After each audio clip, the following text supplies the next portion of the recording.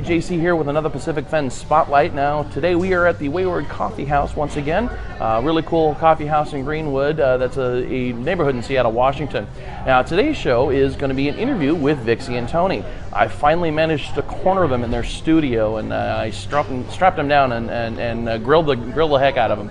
No, it was a really fun interview. Got a chance to chat with them. It's a really good conversation. I think you'll enjoy it. For the full show, of course, we also have a special song that they've sung to offer for that. And what's even nicer is they have allowed me to put it up for download as well. So, well, here's the show, Vixy and Tony interview. Hope you enjoy it. So, all right, I'm here with Vixy and Tony, the musical duet. Wonderful group they are. First of all, thanks for being on the show. Thank you. Thank you. So, now, quick question. Vixy, where did that name come from? I gotta ask. I've been wondering. It's been driving me nuts for the past 2 years. It is an internet name. It started out. Years and years ago, I was on what is called a MOO. I still spend a lot of time on MOOs. A MOO stands for MUD, Object Oriented. MUD stands for Multi-User Dungeon or Dimension, depending on who you ask. It's basically a text-based, real-time social interaction tool / chat room / gaming site. It's all text, and I originally went by Rhiannon, as in the Fleetwood Mac song, and all of my friends complained that that was too long to type out. And you can add aliases on a MOO to yourself, which even if it isn't what shows up as your character name, if somebody uses that to call you, it will still call you if you've added that as an alias. So everybody was saying, add a shorter alias, we're tired of typing out Rhiannon. And all of the short forms of Rhiannon were taken, Rhi and Rhea, and everything was taken. And so I was young and I was silly and I thought, oh, I'll be Vixen. I'll be like a vixen. And that was taken too. So I shortened it to Vix. And it was originally only going to be my short alias for people to page me by, and I was never going to go by it, and it was just there as a useful tool.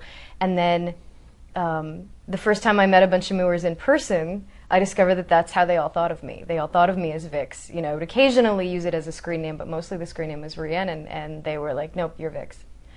Because that's what everybody used to refer to me to each other and to page me. And eventually it became my most common online name.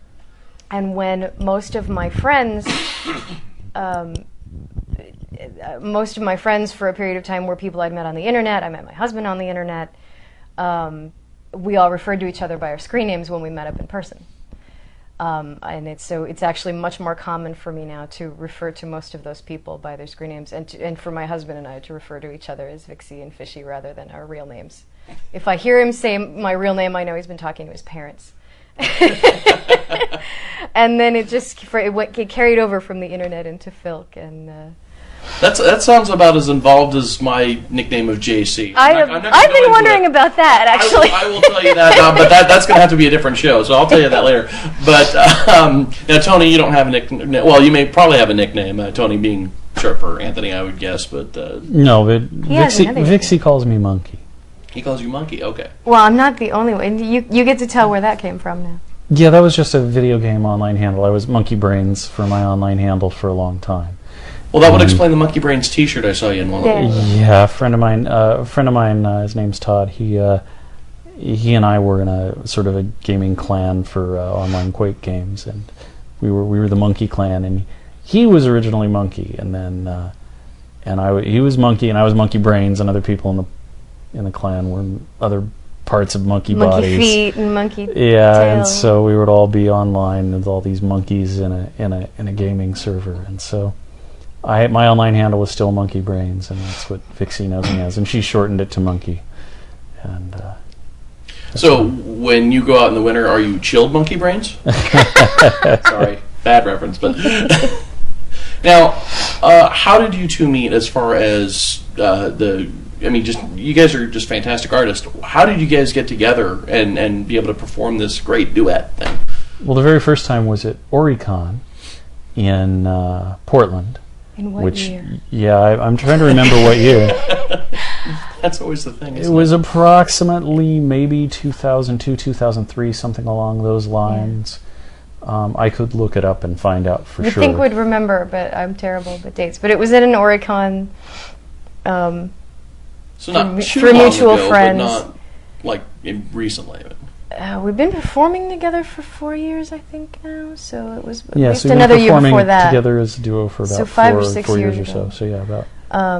And Tony lived in California at the time, and Oricon is I mean, you know Oricon, but in case anyone watching doesn't, it's Portland, Oregon. But most of my viewers probably Yeah, know probably what do. Oricon is. So we met in the middle, basically, at Oricon in Filk circles, and at the time I was performing with, my husband was playing guitar for me, and I think that was the year that we had a concert as Escape Key. Yeah.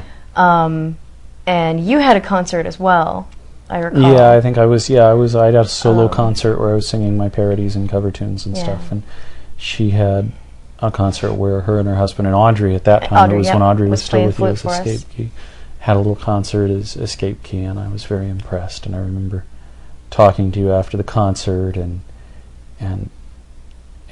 remembered being really taken by Girl That's Never Been. Yes, you were the first person who ever asked me if that meant the Cheshire Cat was a drug dealer. Yeah. So the Cheshire Cat is Alice's dealer? Let me get this My straight. first impression of Tony, ladies and gentlemen. Well, I was wondering about that myself, because when I heard it at Oricon last year, I was like so stoked about that song I had to use it for my show. So, which again, thank you for letting me use that. But, now, you guys got started in Filk. What has that been for you? I mean, is that like your be-all end-all existence, or is that just a hobby? I mean, oh, it's many things. It's for me. It was. It's like a family. First of all, it's Filk. Filk is a genre of music, but it's as much about the people and the community as it is about the music. It was also for me this musical outlet that just opened up these doors, because I came from a musical family. My mother, before she retired, was a performer and professional musician all her life. My father sang, my sister was writing songs and singing, and I wasn't really, I had sung in choirs and things, but I wasn't really writing, and I thought, I don't really have anywhere to do this.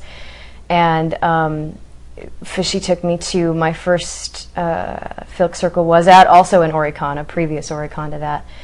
And it was the most welcoming thing in the world. It was this Filk Circle, people sit in, open Filking is people sit in a circle, they take turns, sometimes in a row and sometimes just in chaos order, they call it.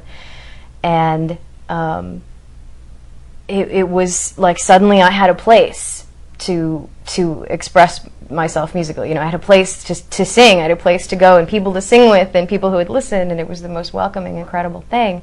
And I wrote my first Filk song that weekend because suddenly I realized I had things to say, I had things to write about, because this was music about telling a story. And so the first song I wrote was based on Mary Stewart's Merlin trilogy. I thought, here's people writing songs about books. I can write a song about my favorite books, So one of the things Filk was for me was that it opened a whole door of musical expression, and it's not our only musical outlet now, but it was definitely my sort of gateway to what I can do. how about you, Tony? Well, I first found Filk through my friends, the Bonhoeffs. And Jeff and Maya Bonhoeff are Who you might have heard of. They're a particularly wonderful, amazing musical duo who I've known most of my life. And they're good friends. And Maya is a writer. She's a published novelist and had been, at the time, publishing a lot of short stories in Analog Science Fiction magazine, and was going to sci-fi cons, and they had stumbled across Filk at one of those cons. And then they said, oh, Tony, you've got to come see this. And, I've been their friend for years, and they've been making, rock and roll music for years, and they've been in bands that would, cover songs in the 70s and 80s, and also they would be in doing original music and doing bars and stuff, and I was roadieing for them and things, and they said, oh, you've got to check out this Filk music, it's right up your alley.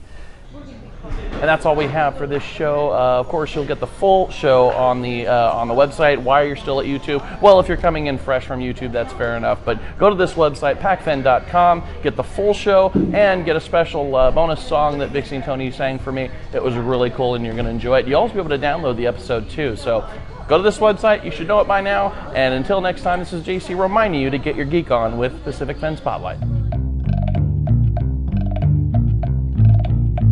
I scream and shout so you can hear. I tell you that the end is near. I still can't stand, I still can't think. You win me with my favorite drink. Give me that glass, though I feel asinine. If I can't grump, I'll drink plum wine.